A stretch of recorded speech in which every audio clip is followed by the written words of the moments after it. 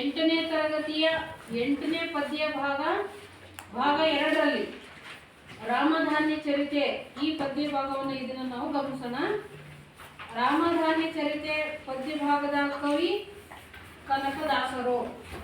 ಯಾರು? ಕನಕದಾಸರು. ಈಗ ನಾವು ಮೊದಲಿಗೆ ಅವರ ಪರಿಚಯವನ್ನ ಮಾಡ್ಕೊಳ್ಳೋಣ. ಕನಕದಾಸರ ಹೆಸರು ಇದಕ್ಕೂ ಮುಂಚೆ ಕೇಳಿದ್ರ? ಎಲ್ಲಿ ಕೇಳಿದ್ರಿ? ಕಾಗಿನೆಲೆ ಆದಿಕೇಶವ ಅಲ್ವಾ? ಅವರ ಅಂಕಿತ ಕೀರ್ತನೆಗಳ ಅಂಕಿತ ನಾಮ ಅಲ್ವಾ? ಯಾವುದು? ಕನಕದಾಸರು. ಹಾಗಾಗಿ ಇವರು ಒಬ್ಬ ಸಂತ, ಕವಿ, ಕೀರ್ತನಕಾರರು, ಹರಿದಾಸರು ಅಂತೆಲ್ಲ ಇವ್ರನ್ನ ಕರಿತೀವಿ. ಬಾ ಪರಿಚಯ ನೋಡ್ಕೊಳ್ರಿ. ಸಂತ, ಕವಿ, ಹರಿದಾಸ ಪರಂಪರೆಯ ಮತ್ತು ದಾಸ ಸಾಹಿತ್ಯದ ಅಶ್ವಿನಿ ದೇವತೆಗಳಲ್ಲಿ ಒಬ್ಬರೆನಿಸಿದ ಖ್ಯಾತಿಗೆ ಭಾಜನರಾದವರು ಕನಕದಾಸರು. ಇವ್ರನ್ನ ಹರಿದಾಸರು ಅಂತ ಕರೀತಾರೆ. ದಾಸ ಸಾಹಿತ್ಯದಲ್ಲಿಯೇ ಏನ್ ಮಾಡಿದ್ರು? ಇವರು ತಮ್ಮನ್ನ ಗುರುತಿಸ್ಕೊಂಡ್ರು. ಏನು ಹರಿದಾಸರು ಅಂತಂದ್ರೆ ಅರ್ಥ ವಿಷ್ಣುವಿನ ಭಕ್ತ ಅಂತ. ಹರಿ ಅಂದ್ರೆ ಯಾರು? ವಿಷ್ಣು. ದಾಸ ಅಂದ್ರೆ ಭಕ್ತ, ಹರಿದಾಸ ಅಂತೇಳಿ ಆ ರೀತಿ ಕರ್ಸ್ಕೊಂಡವ್ರು ಅಂತವ್ರು ಇವರು. ಯಾರೋ ಕನಕದಾಸರು. ಇವರ ಮೊದಲ ಹೆಸರು ತಿಮ್ಮಪ್ಪ ನಾಯಕ. ಇವರಿಗೆ ಹುಟ್ಟನೆ ಕನಕದಾಸರು ಅಂತೇಳಿ ಹೆಸರಿಟ್ಟಿರ್ಲಿಲ್ಲ.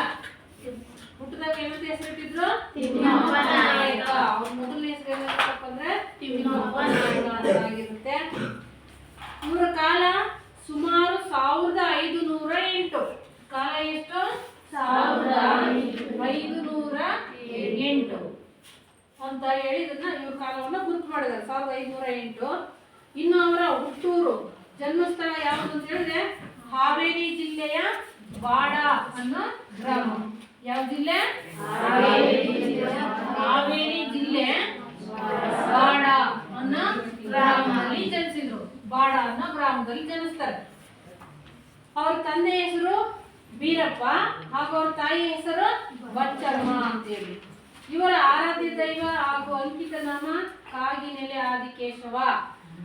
ಆ ಅಂಕಿತವನ್ನ ಇಟ್ಕೊಂಡು ಅನೇಕ ಕೀರ್ತನೆಗಳನ್ನು ಅವರು ರಚನೆ ಮಾಡಿದ್ದಾರೆ.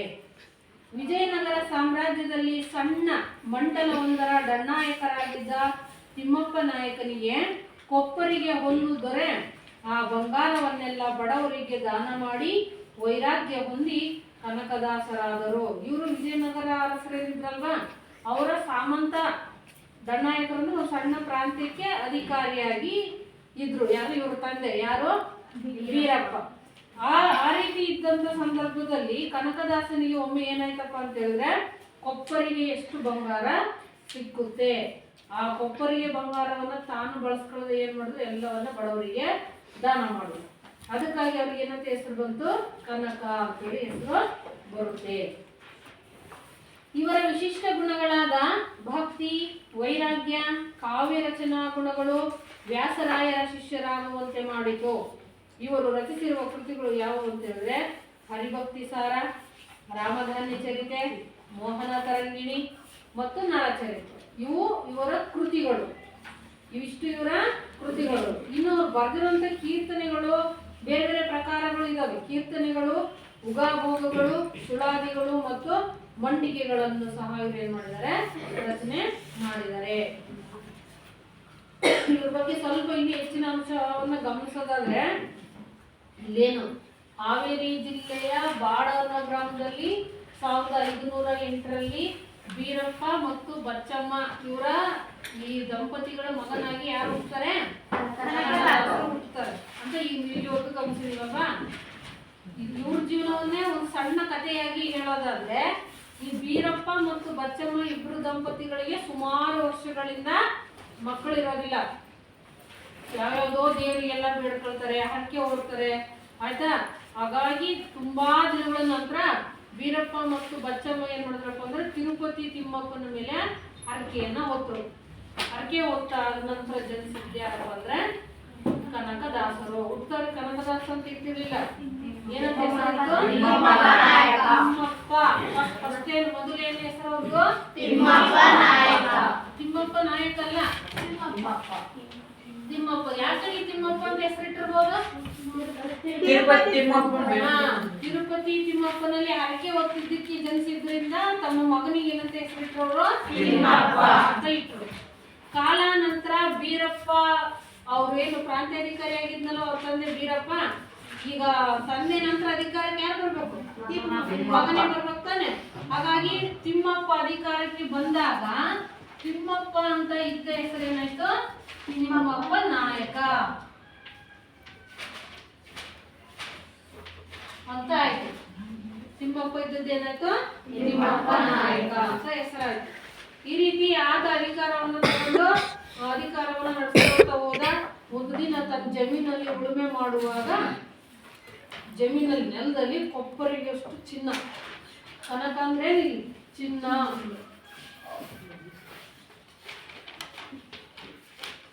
ಅಥವಾ ಬಂಗಾರ ಅಂತ ಅರ್ಥ, ಸಿಕ್ಬಿಡುತ್ತೆ. ಯಾರಿಗೆ? ತಿಮ್ಮಪ್ಪ ನಾಯಕನಿಗೆ. ನಮ್ಗೆ ನಿಮ್ಗೆ ಸಿಕ್ಬಿಟ್ಟಿದ್ರೆ ಏನ್ ಮಾಡಿರ್ತಿದ್ವಿ? ಬೇರೆ ಕೊಡ್ತಿದ್ವಾ?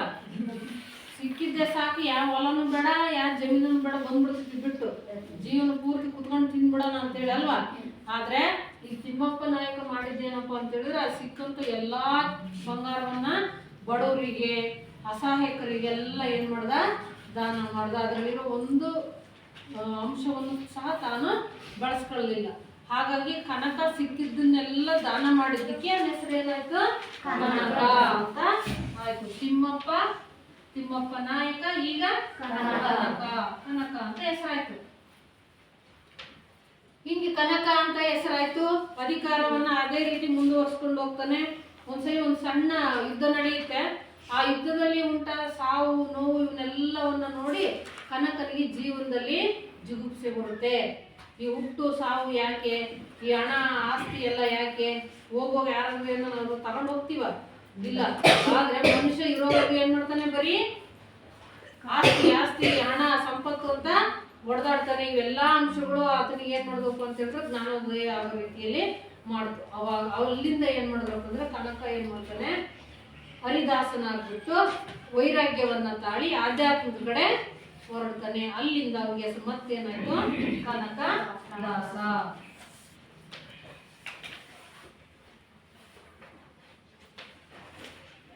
ಸಂಸಾರವನ್ನೆಲ್ಲ ಬಿಟ್ಬಿಟ್ಟು ಆಯ್ತಾ ಆ ವಿಷ್ಣುವಿನ ಹೆಸರಿನಲ್ಲಿ ಕೀರ್ತನೆಗಳನ್ನು ಬರ್ಕೊಳ್ತಾ ಹೊಂಟ್ಬಿಡ್ತಾರೆ. ಎಲ್ಲಿಗೆ? ವೈರಾಗ್ಯವನ್ನ ತಾಳಿ ಸುಮ್ಮನೆ ದೇಶಾಂತರ ಹೊರಡ್ತಾರೆ. ಅಲ್ಲಿಗೆ ಅವ್ರ ಹೆಸರೇನಂತ ಆಯ್ತು? ಕನಕದಾಸ ಅಂತ ಆಯ್ತು. ಇದು ಒಂದು ಸಣ್ಣ ಕತೆ ಇದ್ದಂಗೆ ಆಯ್ತಾ. ಹೀಗೆ ಇದು ಕನಕದಾಸರ ಪರಿಚಯ. ಈಗ ಇವರು ಅನೇಕ ಕೃತಿಗಳನ್ನು ಬರೆದಿದ್ದಾರೆ. ಯಾವ್ಯಾವ್ದವ್ರು ಕೃತಿಗಳು ಬರೆದಿರೋದು? ಹರಿಭಕ್ತಿ ಸಾರ,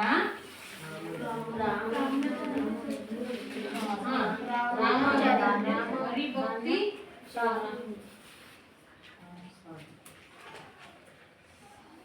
ಹರಿಭಕ್ತಿ ಸಾರ,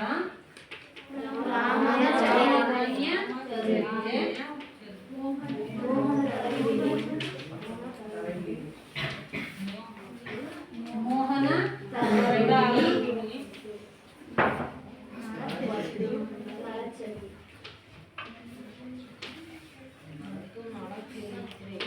ಮತ್ತು ನಳ ಚರಿತೆ.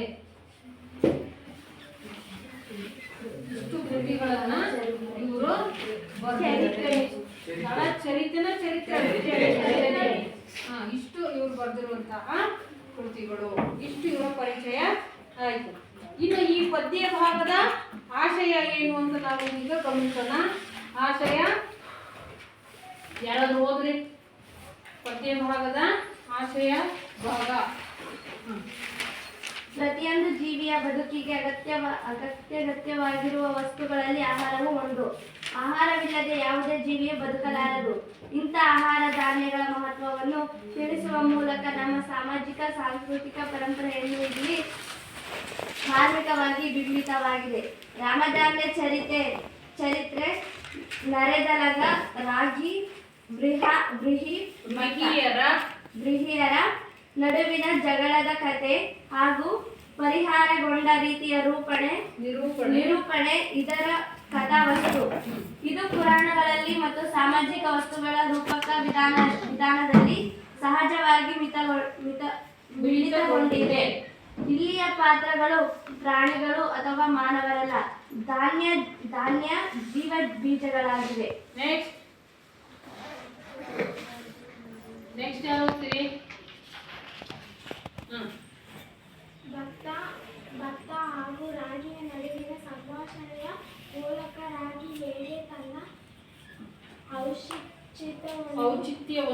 ಔಚಿತ್ಯವನ್ನು ಹ್ಮ್ ಸಾಬೀತು ಪಡಿಸುತ್ತದೆ ಹಾಗೂ ರಾಮಧಾನ್ಯವೆಂಬ ಹೆಸರು ಪಡೆಯುತ್ತದೆ ಹ್ಮ್. ಎಂಬುದನ್ನು ನಾಟಕೀಯವಾಗಿ ಈ ಕೃತಿಯಲ್ಲಿ ನಿರೂಪಿಸಲಾಗಿದೆ. ಕನಕದಾಸರು ರಾಗಿಯ ನೆಪ ಹಿಡಿದು ತಮ್ಮ ಆತ್ಮಚರಿತ್ರೆಯನ್ನು ಹೇಳುತ್ತಿರುವಂತೆ ತೋರುತ್ತದೆ. ನೆಕ್ಸ್ಟ್ ಯಾರು ಹೋಗ್ತೀರಿ? ಓದಮ್ಮ. ಬೃಹತ್ ಹಾಗೂ ನೆರೆದಲೆಗ ರಾಗಿಯ ನಡುವಿನ ಸಂಭಾಷಣೆಯು ಕನಕದಾಸರ ಸೃಜನಶೀಲತೆ ಅತಿಶಯವನ್ನು ಸಾರುತ್ತದೆ. ರಾಮಧಾನ್ಯ ಚರಿತ್ರೆ ಈ ಕೃತಿಯು ಬಂಡಾಯ ಸಾಹಿತ್ಯದ ಬೇರು ಹಾಗೂ ನವ್ಯೋತ್ತರದ ಸೂರು ಎಂದರೆ ತಪ್ಪಾಗಲಾರದು. ಡಾಕ್ಟರ್ ಸಾಶಿ ಮರುಳಯ್ಯ ಅವರು ಸಂಪಾದಿಸಿರುವ ಕನಕದಾಸ ಕಾವ್ಯಭಾಗ 1 ಕೃತಿಯಿಂದ ಆಯ್ದು ನಿಗದಿಪಡಿಸಿದೆ. ಕನಕ ಸಾಹಿತ್ಯ ದರ್ಶನ ಸಂಪುಟ 2 ಕನ್ನಡ ಮತ್ತು ಸಂಸ್ಕೃತಿ ಇಲಾಖೆ. ಆಶಯ ಏನಪ್ಪಾ ಇದ್ರದ್ದು ಪದ್ಯಭಾಗದ್ದು ಅಂತ ಹೇಳಿದ್ರೆ, ಪ್ರತಿಯೊಂದು ಜೀವಿಯ ಬದುಕಿಗೆ ಅತ್ಯಗತ್ಯವಾಗಿರುವ ವಸ್ತುಗಳಲ್ಲಿ ಆಹಾರವು ಒಂದು. ಪ್ರತಿ ಜೀವಿಗೆ ಬದುಕಲಿಕ್ಕೆ ಏನ್ ಬೇಕು? ಆಹಾರ ಬೇಕೇ ಬೇಕು. ಆಹಾರ ಇಲ್ಲದೆ ಇದ್ರೆ ಪ್ರಾಣಿಗಳು ಯಾವ ಬದುಕಲಿಕ್ಕೆ ಸಾಧ್ಯ ಇಲ್ಲ. ಇಂಥ ಆಹಾರ ಧಾನ್ಯಗಳ ಮಹತ್ವವನ್ನು ತಿಳಿಸುವ ಮೂಲಕ ನಮ್ಮ ಸಾಮಾಜಿಕ ಸಾಂಸ್ಕೃತಿಕ ಪರಂಪರೆಯನ್ನು ಇಲ್ಲಿ ಮಾರ್ಮಿಕವಾಗಿ ಬಿಂಬಿತ ಆಗಿದೆ. ಇಂಥ ಆಹಾರ ಧಾನ್ಯಗಳ ಮಹತ್ವ ಎಷ್ಟಿದೆ ಅನ್ನೋದು ನಮ್ಗೆ ಗೊತ್ತಾಗೋದು ಯಾವಾಗ?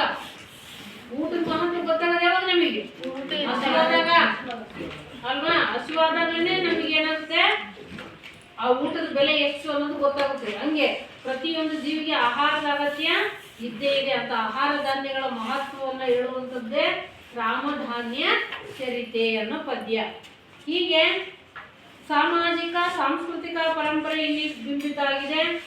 ರಾಮಧಾನ್ಯ ಚರಿತ್ರೆ ನರೆದಲೆಗ ಋವಿಹಿಯರ ನಡುವಿನ ಜಗಳದ ಕಥೆ ಹಾಗೂ ಪರಿಹಾರಗೊಂಡ ರೀತಿಯ ನಿರೂಪಣೆ ಇದರ ಕಥಾವಸ್ತು. ಇದರಲ್ಲಿ ನಾವೇನ್ ನೋಡ್ತೀವಪ್ಪ ಈ ಪದ್ಯ ಭಾಗದಲ್ಲಿ ಅಂತ ಹೇಳಿದ್ರೆ, 2 ಧಾನ್ಯಗಳನ್ನು ನೋಡ್ತೀವಿ.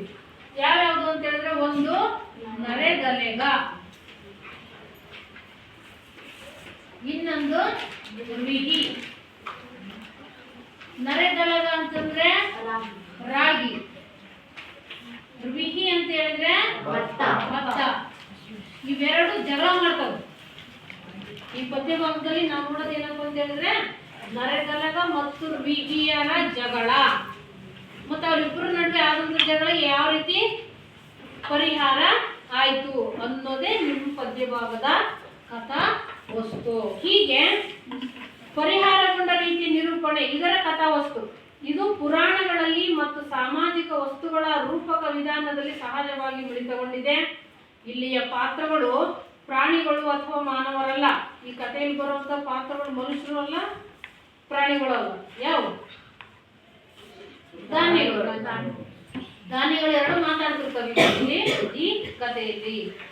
ಮಾನವರಲ್ಲ, ಧಾನ್ಯ ಜೀವ ಬೀಜಗಳಾಗಿವೆ. ಮನುಷ್ಯನ ಜೀವನಿಗೆ ಅಗತ್ಯವಾಗಿ ಬೇಕಾಗಿರುವಂತಹ ಆಹಾರ ವಸ್ತುಗಳಾಗಿವೆ ಇವೆರಡು ಧಾನ್ಯಗಳು.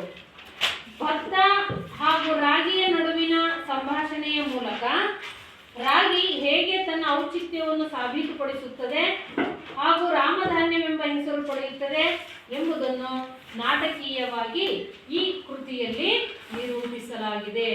ಇಲ್ಲಿ ಏನ್ ನೋಡ್ತೀವಿ ಅಂದ್ರೆ, ಭತ್ತ ಮತ್ತು ರಾಗಿ 2 ಮಾತಾಡ್ತವೆ, ಸಂಭಾಷಣೆ ಮಾಡ್ತವೆ, ಜಗಳ ಮಾಡ್ತವೆ. ನಾನೆಚ್ಚು ಅಂತ ಹೇಳೋದು ರಾಗಿ ಮತ್ತು ಭತ್ತ 2, ನರೆದಲೆಗ ಮತ್ತು ಋವಿಹಿ. ಕೊನೆಗೆ ಆ ಭತ್ತ ಮತ್ತು ರಾಗಿಯ ಎರಡೂ ಜಗಳದಲ್ಲಿ ತನ್ನ ಔಚಿತ್ಯವನ್ನೇ ಸಾಬೀತುಪಡಿಸಿದ್ದು ಯಾವುದಪ್ಪ ಅಂತ ಹೇಳಿದ್ರೆ ರಾಗಿ. ತನ್ನ ಇರುವಿಕೆಯನ್ನು ತೋರಿಸ್ಕೊಡ್ತದ್ದು ಯಾವುದು ರಾಗಿ. ಅದು ಇರುವಿಕೆಯನ್ನು ತೋರಿಸ್ಕೊಟ್ಟಿದ್ದಲ್ದೇ ಅದಕ್ಕೆ ಒಂದು ಹೆಸರು ಬಂತು, ಏನಂತ, ರಾಮಧಾನ್ಯ ಅಂತ ಹೆಸರು ಬಂತು ಅದಕ್ಕೆ ನರೆದಲಗಕ್ಕೆ. ಅದನ್ನ ಇಲ್ಲಿ ತಿಳಿಸ್ತಾ ಹೋಗಿದ್ದಾರೆ. ಕನಕದಾಸರು ರಾಗಿಯ ನೆಪ ಹಿಡಿದು ತಮ್ಮ ಆತ್ಮಚರಿತ್ರೆಯನ್ನು ಹೇಳುತ್ತಿರುವಂತೆ ತೋರುತ್ತದೆ. ಇಲ್ಲಿ ಮೇಲು ಕೀಳು ಅನ್ನೋ ಒಂದು ಅಂಶವನ್ನು ಇಟ್ಕೊಂಡು ಹೇಳ್ತಾ ಇದ್ದಾರೆ. ಅವಾಗ ಪುರೋಹಿತ ಶಾಹಿ ವರ್ಗ ಇತ್ತು, ಶೋಷಣೆ ನಡೀತಾ ಇತ್ತು, ಮೇಲ್ವರ್ಗ ಕೆಳವರ್ಗದವ್ರನ್ನ ಏನ್ ಮಾಡ್ತಾ ಇದ್ರು, ತುಳಿತಕ್ಕೊಳಪಡಿಸ್ತಾ ಇದ್ರು ಅಲ್ವಾ. ಅದನ್ನ ಇಲ್ಲಿ ಸೂಕ್ಷ್ಮವಾಗಿ ಹೇಳ್ತಾ ಹೋಗ್ತಿದ್ದಾರೆ ಯಾರು, ಕನಕದಾಸರು. ಯಾವ್ದ್ರ ಮೂಲಕ, ಎರಡು ಧಾನ್ಯಗಳ ಮೂಲಕ, ನರೆದಲಹ ಮತ್ತು ಬಿಹಿಯ ಮೂಲಕ. ಹೀಗೆ ಬಿಹಿ ಹಾಗೂ ನರೆದಲಗದ ನಡುವಿನ ಸಂಭಾಷಣೆಯು ಕನಕದಾಸರ ಸೃಜನಶೀಲತೆ ಮತ್ತು ಅತಿಶಯವನ್ನ ಸಾರುತ್ತದೆ. ರಾಮಧಾನ್ಯ ಚರಿತ್ರೆ ಈ ಕೃತಿಯು ಬಂಡಾಯ ಸಾಹಿತ್ಯದ ಬೇರು ಹಾಗೂ ನವ್ಯೋತ್ತರದ ಸೂರು ಎಂದರೆ ತಪ್ಪಾಗಲಾರದು. ನೆಕ್ಸ್ಟ್ ಪೂರ್ವಕತೆ. ಯಾರು ಓದಿ ಪೂರ್ವಕತೆ ಓದೋದು?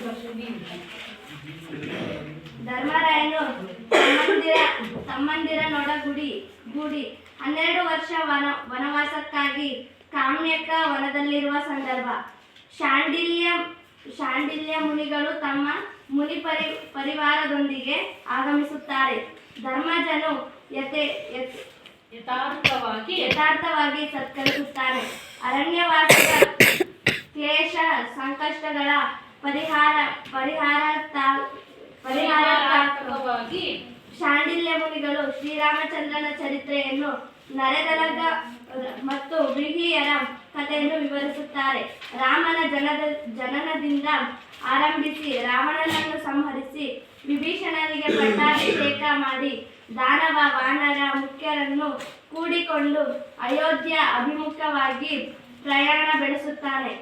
ಪ್ರಯಾಣ ಕಾಲದಲ್ಲಿ ಸೀತೆಗೆ ರಮಣೀಯ ದೃಶ್ಯಗಳನ್ನು ತೋರಿಸುತ್ತಾ ಋಷಿಗಳನ್ನು ಸಂದರ್ಶಿಸಿ ಅವರ ಆಶೀರ್ವಾದ ಪಡೆಯುತ್ತಾ ಮುಂದುವರಿಯುತ್ತಾನೆ.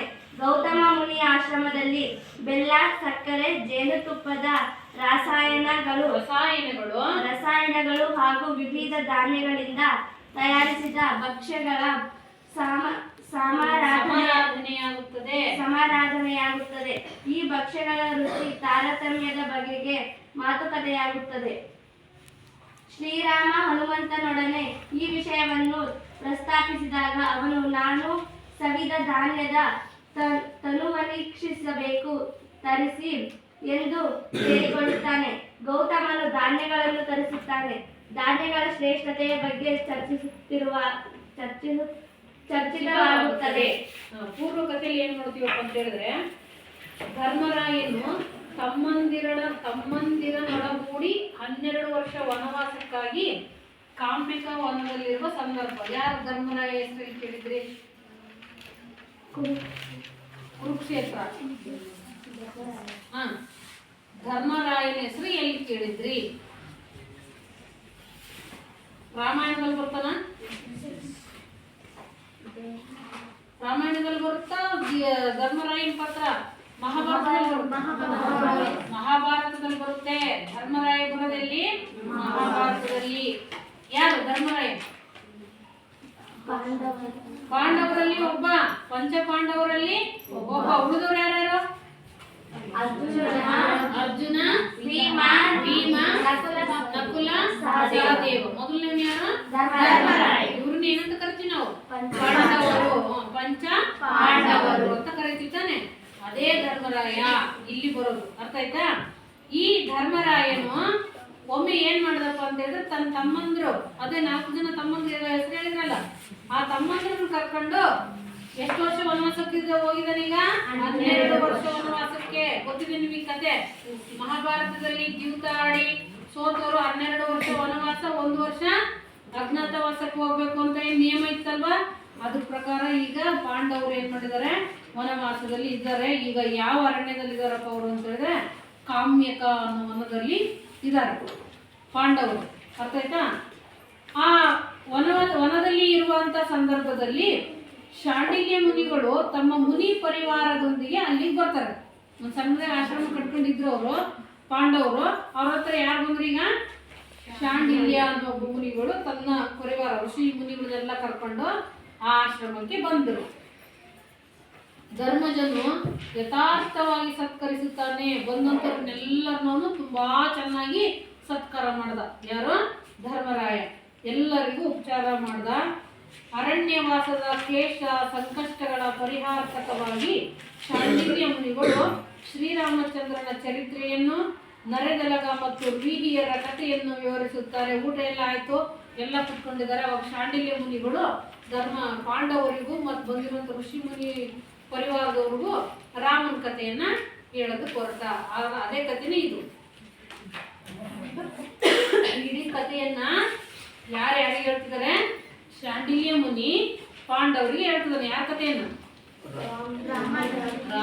ರಾಮನ ಕಥೆಯನ್ನ. ರಾಮ ಧಾನ್ಯದ ಕಥೆ ಅಂತ ಹೇಳ್ಬೇಡ, ಮೊದಲೇನ ರಾಮನ ಕಥೆಯನ್ನ ಹೇಳ್ತಾ ಇದ್ದಾನೆ. ಈ ಪಾಂಡವರು ಮತ್ತು ಋಷಿ ಮುನಿ ಪರಿವಾರದವರೆಲ್ಲ ಕೂತ್ಕೊಂಡು ಕೇಳ್ತಾ ಇದ್ದಾರೆ, ವಿವರಿಸುತ್ತಾರೆ. ರಾಮನ ಜನನದಿಂದ ಆರಂಭಿಸಿ ರಾವಣನನ್ನು ಸಂಹರಿಸಿ ವಿಭೀಷಣನಿಗೆ ಪಟ್ಟಾಭಿಷೇಕ ಮಾಡಿ ದಾನವ ವಾನರ ಮುಖ್ಯರನ್ನು ಕೂಡಿಕೊಂಡು ಅಯೋಧ್ಯ ಅಭಿಮುಖವಾಗಿ ಪ್ರಯಾಣ ಬೆಳೆಸುತ್ತಾನೆ. ರಾಮನ ಹುಟ್ಟಿನಿಂದ ಹೇಳುತ್ತಂತ ಹೋದ್ರು ಶಾಂಡಿಲ್ಯ ಮುನಿಗಳು ಕಥೆಯನ್ನ. ಯಾರಿಗೆ? ಪಾಂಡವರು. ಈಗ ಎಲ್ಲಿಗೆ ಬಂದಿದ್ದಾರೆ ಅಂತ ಹೇಳಿದ್ರೆ, ರಾಮ ಹುಟ್ಟಾಯ್ತು, ಅವನ ಜೀವನ ಆಯ್ತು, ಆಮೇಲೆ ರಾವಣನನ್ನ ಸೀತೆಯನ್ನ ರಾವಣ ಹೊತ್ಕೊಂಡು ಹೋಗಿದ್ದಾಯ್ತು, ರಾವಣನನ್ನ ಸಂಹಾರ ಮಾಡಿ ಅಲ್ಲಿ ರಾವಣನ ತಮ್ಮ ವಿಭೀಷಣನಿಗೆ ಪಟ್ಟವನ್ನನ್ನು ಕಟ್ಟಿದ್ದಾಯ್ತು. ಹೀಗೆ ಎಲ್ಲರನ್ನು ಸೋಲಿಸ್ಬಿಟ್ಟು ಈಗ ಮತ್ತೆ ಸೀತೆಯನ್ನ ಕರ್ಕೊಂಡು ಬಂದೀಗ ಎಲ್ಲಿಗೆ? ಅಯೋಧ್ಯೆಗೆ ಮರಳಿದ್ದು ಆಯ್ತು. ಈಗ ಅಯೋಧ್ಯೆಗೆ ಬರ್ತಾ ಇರುವಾಗ ಈಗ ರಾಮ ಏನ್ ಮಾಡ್ತಿದ್ದಾನೆ? ಸೀತೆಯನ್ನ ಕರ್ಕೊಂಡು ಅಯೋಧ್ಯೆ ಬರ್ತಾ ಇದ್ದಾನೆ. ಮಾರ್ಗ ಮಧ್ಯದಲ್ಲಿ ಒಂದು ಗೌತಮ ಮಹರ್ಷಿಗಳ ಆಶ್ರಮ ಸಿಕ್ತು. ಯಾವ ಮಹರ್ಷಿ? ಗೌತಮ ಮಹರ್ಷಿಗಳ ಆಶ್ರಮ ಸಿಕ್ತು. ಆ ಮುನಿಗಳ ದರ್ಶನವನ್ನು ಮಾಡಿ ಹೋಗೋಣ ಅಂತೇಳಿ ರಾಮ, ಅವನ ಜೊತೆ ಇದ್ದಂತ ಬೇರೆ ಬೇರೆ ವಾನರ ಸೈನ್ಯ ಎಲ್ಲವೂ ಆಶ್ರಮದ ಒಳಗಡೆ ಬಂತು.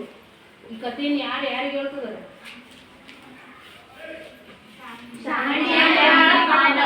ಹೇಳ್ತಿದ್ದಾರೆ. ಮತ್ತು ಆ ಕಥೆಯಲ್ಲಿ ಬರೋದು ಇದು. ರಾಮ ಹಿಂಗೆ ರಾವಣನ ಸಂಹಾರ ಮಾಡಿ ಸೀತೆಯನ್ನು ಕರ್ಕೊಂಡು ಹೋಗ್ತಾ ಇದ್ದ. ಮಾರ್ಗ ಮಧ್ಯದಲ್ಲಿ ಗೌತಮ ಮಹರ್ಷಿಗಳ ಆಶ್ರಮ ಬಂತು. ಈಗ ರಾಮ ಅವ್ರ ಸೈನ್ಯ ಎಲ್ಲ ಗೌತಮ ಮಹರ್ಷಿಗಳ ಆಶ್ರಮದೊಳಗಡೆ ಹೋಗಿದೆ ಅಂತ ಹೇಳ್ತದ ಶಾಂಡಿಲ್ಯ. ನೆನ್ಪಿಟ್ಕೋಬೇಕು. ಅರ್ಥ ಆಯ್ತಾ? ಹೀಗೆ ಪ್ರಯಾಣ ಬೆಳೆಸುತ್ತಾನೆ. ಪ್ರಯಾಣ ಕಾಲದಲ್ಲಿ ಸುಮ್ಮನೆ ಹೋಗ್ತಿಲ್ಲ ರಾಮ. ಏನ್ ಮಾಡ್ತಿದ್ದಾನೆ? ಸೀತೆಗೆ ಕಾಡಲ್ಲಿ ಇರುವಂತಹ ರಮಣೀಯ ದೃಶ್ಯಗಳನ್ನ ತೋರಿಸ್ತಾ, ಅಲ್ಲಿ ಸುತ್ತಮುತ್ತ ಸಿಗುವಂತ ಋಷಿ ಮುನಿಗಳಿಗೆ ಹೋಗಿ ಆಶೀರ್ವಾದವನ್ನು ಪಡ್ಕೊಳ್ತಾ, ಹೀಗೆ ಮುಂದುವರಿತಾ ಈಗ ಗೌತಮ ಮಹರ್ಷಿಗಳ ಆಶ್ರಮಕ್ಕೆ ಬಂದಿದ್ದಾನೆ. ಅವು ಗೌತಮ ಮಹರ್ಷಿಗಳು ಮತ್ತು ಬಂದಂತವರಿಗೆ ಏನಾದ್ರು ಅತಿಥಿ ಸತ್ಕಾರ ಮಾಡ್ಬೇಕಲ್ವಾ? ಅವ್ರೇನ್ ಮಾಡುದು ಅಂತ ಹೇಳಿದ್ರೆ, ಗೌತಮ ಮುನಿಯ ಆಶ್ರಮದಲ್ಲಿ ಬೆಲ್ಲ, ಸಕ್ಕರೆ, ಜೇನುತುಪ್ಪ, ಈ ತರ ಬೇರೆ ಬೇರೆ ಹಣ್ಣುಗಳು ಹಾಕಿ ರಸಾಯನವನ್ನ ಮಾಡಿದ್ರು. ಇನ್ನು ಬೇರೆ ಬೇರೆ ರೀತಿಯ ಊಟ ಉಪಚಾರ ಭಕ್ಷ್ಯ ಭೋಜ್ಯಗಳೆಲ್ಲವನ್ನ ಮಾಡಿ ಇವ್ರನ್ನೇನ್ ಮಾಡಿದ್ರು? ಸತ್ಕರಿಸಿದ್ರು, ರಾಮನನ್ನ ಮತ್ತು ಅವನ ಸೈನ್ಯವನ್ನ. ಹೀಗೆ ಬೆಲ್ಲ, ಸಕ್ಕರೆ, ಜೇನುತುಪ್ಪದ ರಸಾಯನಗಳು ಹಾಗೂ ವಿವಿಧ ಧಾನ್ಯಗಳನ್ನು ಬಳಸ್ಕೊಂಡು ಮಾಡಿರುವಂತಹ ಭಕ್ಷ್ಯಗಳ ಸಮಾರಾಧನೆ ಆಯ್ತಲ್ಲಿ. ಅಂದ್ರೆ ಎಲ್ಲರಿಗೂ ತೃಪ್ತಿಯಾಗುವಷ್ಟು ಅಚ್ಚುಕಟ್ಟಾದ ಮತ್ತು ರುಚಿಕಟ್ಟಾದ ಊಟ ಆಯ್ತು. ಎಲ್ಲಿ? ಗೌತಮ ಮಹರ್ಷಿಗಳ ಆಶ್ರಮದಲ್ಲಿ ಎಲ್ಲರೂ ತುಂಬಾ ಸಂತೋಷವಾಗಿ ಊಟವನ್ನ ಸವಿದ್ರು. ಈ ಭಕ್ಷ್ಯಗಳ ರುಚಿ ತಾರತಮ್ಯದ ಬಗೆಗೆ ಮಾತುಕತೆ ಆಗುತ್ತದೆ. ಊಟ ಎಲ್ಲ ಮಾಡಿ ಕುತ್ಕೊಂಡಾದ್ಮೇಲೆ ಮಾತಾಡ್ತೀವಲ್ಲ ನಾವು, ಊಟ ಹಂಗಿತ್ತು ಹಿಂಗಿತ್ತು, ಇಲ್ಲ ಹಂಗಿರ್ಬೇಕಿತ್ತು ಹಿಂಗಿರ್ಬೇಕಿತ್ತು ಅಂತಿತ್ತಾನೆ. ಹಂಗೆ ಎಲ್ಲ ರಾಮನ ಊಟ ಆಯ್ತು, ಕಪಿಸೇನೆ ಎಲ್ಲ ಸುತ್ತ ಕುತ್ಕೊಂಡಿದೆ, ಗೌತಮ ಮಹರ್ಷಿಗಳು ಅಲ್ಲೊಂದು ಹತ್ರ ಇದ್ದಾರೆ. ಈಗೆಲ್ಲ ಊಟದ ಬಗ್ಗೆನೇ ಮಾತಾಡ್ತಾ ಇದ್ದಾರೆ. ತುಂಬಾ ಚೆನ್ನಾಗಿತ್ತು, ರುಚಿಯಾಗಿತ್ತು ಅಂತ ಒಬ್ಬೊಬ್ರು ಒಂದೊಂದೊಂದೊಂದು ಮಾತಾಡಿದ್ರು. ಅವಾಗ ಶ್ರೀರಾಮನ ಸಹ ಒಂದು ಮಾತಾಡ್ದ. ಏನಂತ? ಶ್ರೀರಾಮ ಹನುಮಂತನೊಡನೆ ಕೂತ್ಕೊಂಡ್ಬಿಟ್ಟು ಈ ವಿಷಯವನ್ನ ಪ್ರಸ್ತಾಪಿಸಿದಾಗ ಅವನು, ನಾನು ಸವಿದ ಧಾನ್ಯದ ತನುವನ್ನು ಈಕ್ಷಿಸಬೇಕು, ತರಿಸಿ ಎಂದು ಕೇಳುತ್ತಾನೆ. ಅವಾಗ ಹನುಮಂತ ಏನ್ ಮಾಡ್ದ? ಆಯ್ತು, ಈ ಅಡುಗೆ ಬಳಸಿದ್ರಲ್ಲ ಈ ಎಲ್ಲಾ ಧಾನ್ಯಗಳನ್ನ ತಂದು ಕೊಡ್ರಿ, ಆ ಧಾನ್ಯಗಳು ಇದಕ್ಕೆ ಬಳಸಿದ ಧಾನ್ಯಗಳನ್ನ ನೋಡ್ಬೇಕು ಅಂತ ಹನುಮಂತ ಹೇಳ್ತಾನೆ. ಹೇಳಿದಾಗ ತರಿಸಿ ಎಂದು ಕೇಳಿಕೊಳ್ಳುತ್ತಾನೆ. ಗೌತಮನು ಧಾನ್ಯಗಳನ್ನ ತರಿಸುತ್ತಾನೆ. ಗೌತಮ ಮಹರ್ಷಿಗಳ ಎಲ್ಲಾ ಧಾನ್ಯಗಳನ್ನ ತರಿಸ್ತಾರೆ. ಧಾನ್ಯಗಳ ಶ್ರೇಷ್ಠತೆಯ ಬಗ್ಗೆ ಚರ್ಚೆ ಮಾಡ್ತಾ ಹೋಗ್ತಾರೆ. ಎಲ್ಲಾ ಧಾನ್ಯಗಳನ್ನ ತಂದು ಈಗ ಮುಂದೆ ಇಟ್ರು ರಾಮ ಸೈನ್ಯದ ಮುಂದೆ. ಈಗೇನ್ ಏನ್ ಮಾಡ್ಬೇಕೀಗ, ಆ ಇಷ್ಟರಲ್ಲಿ ಯಾವ ಧಾನ್ಯ ಶ್ರೇಷ್ಠ ಅಂತ ಹೇಳ್ಬೇಕು. ಅವಾಗ ರಾಮ ಕೇಳ್ತಾನೆ, ನೀವು ಇಷ್ಟೊಂದು ಧಾನ್ಯಗಳನ್ನೆಲ್ಲ ಬಳಸಿದ್ದೀರ ಅಡುಗೆಗೆ, ಹಾಗಿದ್ರೆ ಇಷ್ಟು ಧಾನ್ಯಗಳ ಶ್ರೇಷ್ಠವಾದ ಧಾನ್ಯ ಯಾವುದು ಅಂತ ರಾಮ ಕೇಳ್ತಾನೆ. ಅವಾಗ ಕೇಳಿದಾಗ ಗೌತಮ ಮಹರ್ಷಿಗಳು ಏನು ಮಾಡ್ಬಿಡ್ತಾರಪ್ಪ ಅಂದ್ರೆ, ಈ ಎಲ್ಲಾ ಧಾನ್ಯಗಳಲ್ಲಿ ಶ್ರೇಷ್ಠವಾದ ಧಾನ್ಯ ಯಾವುದು ಅಂದ್ರೆ ನರೆದಲೆಗ ಅಂತ ಹೇಳ್ಬಿಡ್ತಾರೆ. ಅವಾಗ ಭತ್ತ ಇತ್ತಲ್ಲ ಪಕ್ಕದಲ್ಲಿ, ಅದಕ್ಕೆ ಸಿಟ್ಟು ಬಂದ್ಬಿಡುತ್ತೆ. ಏನು ಗೌತಮ ಮಹರ್ಷಿಗಳೇ, ನಾನಿದ್ದೀನಿ, ನೆಲ್ಲು ಇದೆ, ಬೇರೆ ಬೇರೆ ಧಾನ್ಯಗಳೆಲ್ಲ ಇದಾವೆ, ಇವೆಲ್ಲವನ್ನು ಬಿಟ್ಟು ಕಪ್ಪು ಬಣ್ಣ ಹೊಂದಿರುವಂತ ನರೆದಲವನ್ನೇ ಶ್ರೇಷ್ಠ ಅಂತಿರಲ್ಲ, ಅದು ಹೆಂಗ್ ಶ್ರೇಷ್ಠ ಆಗುತ್ತದು ಅಂತ ವಾದ ತಿಳಿದ್ಬಿಡುತ್ತೆ. ಅದು ಭತ್ತ. ಹಿಂಗೆ ಅದಕ್ಕೂ ಜಗಳ ಶುರುವಾಗ್ಬಿಡುತ್ತೆ. ರಾಗಿ ಇದನ್ನ ಬೈಯುತ್ತೆ, ಭತ್ತ ಅದನ್ನ ಬೈಯುತ್ತೆ. ರಾಗಿ ಭತ್ತಕ್ಕೆ ಕೇಳುತ್ತೆ, ನಿನ್ನ ಸತ್ತವ್ರ ಬಾಯಲ್ಲಿ ಹಾಕ್ತಾರೆ, ನೀನು ರೋಗಿಗಳಿಗೆ ಪತ್ತಿ ಹಾಕ್ತೀಯಾ ಅಂತ ರಾಗಿನೂ ಬೈಯುತ್ತೆ. ಹಿಂಗೆ ಕೊನೆಗೆ ಜಗಳ ಮಾಡಿ ರಾಮ ಅವೆರಡು ಜಗಳನ್ನ ಹೆಂಗ್ ಬಗೆಹರಿಸ್ಬೇಕು ಅಂತ ಗೊತ್ತಾಗದೆ ಕೊನೆಗೆ ರಾಮ ಏನ್ ಮಾಡ್ತಾನಪ್ಪ ಅಂತ ಹೇಳಿದ್ರೆ, ಎರಡು ಜಗಳಗಳನ್ನ ಬರ್ತಿರೋ ಜಗಳನ್ನ ಹೆಂಗಪ್ಪ ಬಗೆಹರಿಸೋದು ಅಂತೇಳಿ ಕೊನೆಗೆ ಏನ್ ಮಾಡ್ದ, ಇವೆರಡು ಧಾನ್ಯಗಳನ್ನ 6 ತಿಂಗಳ ಕಾಲ ಸೆರೆಮನೆಯಲ್ಲಿಟ್ಟು ಆಮೇಲೆ ಕರ್ಕೊಂಡು ಬರ್ರಿ, ಅವ್ರು ನಾನು ನ್ಯಾಯ ಹೇಳ್ತೀನಿ ಅಂತ ಹೇಳ್ತಾನೆ ರಾಮ. ಆಯ್ತು ಅಂತ ಅವೆರಡು ಧಾನ್ಯಗಳನ್ನ 6 ತಿಂಗಳ ಕಾಲ ಸೆರೆಮನೆಯಲ್ಲಿ ಇಟ್ಬಿಟ್ಟು ಆಮೇಲೆ ಕರೆಸ್ತಾರೆ. ನರೆದಲಗನ್ನು ಮತ್ತು ರುಹಿನ ತಂದು ರಾಮನ ಮುಂದೆ ನಿಲ್ಲಿಸ್ತಾರೆ.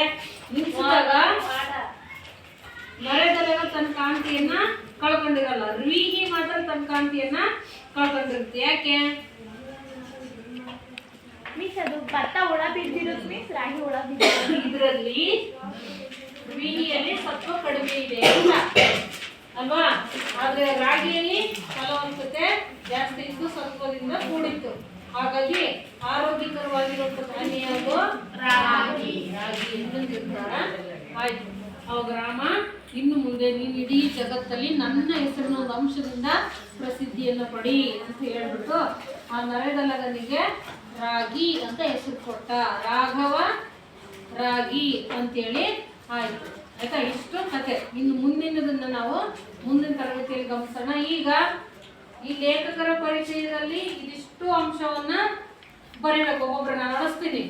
ಕಾಲ, ಕೃತಿಗಳು, ಸ್ಥಳ ಮತ್ತೆ ಕವಿ, ಇದಿಷ್ಟನ್ನ ಬರಿಬೇಕು. ಯಾರು ಬರಿತೀರಿ?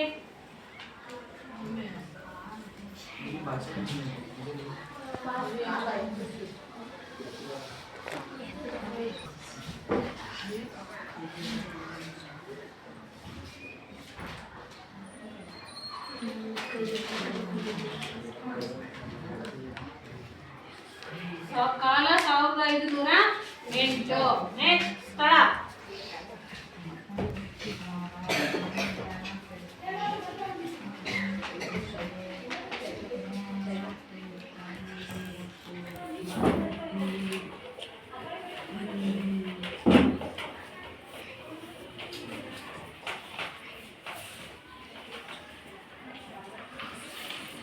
ಹಾವೇರಿ ಜಿಲ್ಲೆಯ ಬಾಡ ಅನ್ನೋ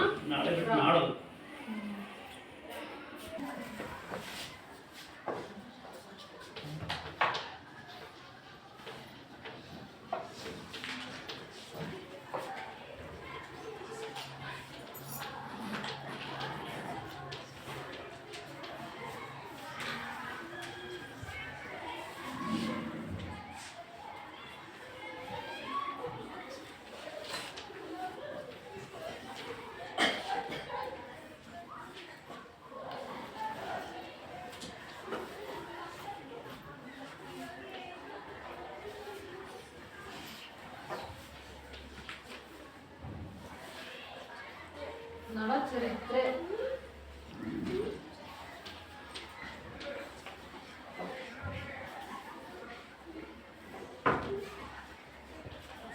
ಮೋಹನ